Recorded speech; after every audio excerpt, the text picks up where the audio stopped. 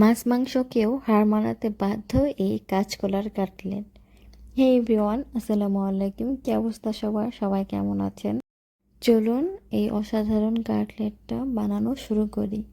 প্রথমেই সেদ্ধ করে নিয়েছি আলু এবং কাঁচকলা। তারপরে দিয়ে দিচ্ছি লবণ, গরম মশলা গুঁড়া, ভাজা জিরার গুঁড়া, লাল মরিচের গুঁড়া, আদা রসুন বাটা, একটা ডিম, পেঁয়াজ ও কাঁচামরিচ দিয়ে সব ভালো করে মেখে কাটলেটের আকারে আমরা ভেজে নেব ডুবো তেলে। এবং এই কাবাবগুলা যে কোনো মাংসের কাবাবকেও হার মানাতে বাধ্য। এত এত মজা হয় খেতে এটা। বিশ্বাস না করলে আপনারা বাসায় ট্রাই করে দেখতে পারেন।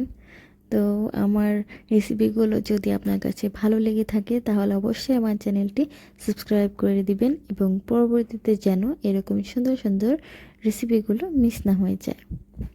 তো আজকের মতো এই পর্যন্তই। দেখা হচ্ছে আবার নতুন কোনো ভিডিওতে। সেই পর্যন্ত সবাই ভালো থাকবেন, সুস্থ থাকবেন। আল্লাহ হাফেজ।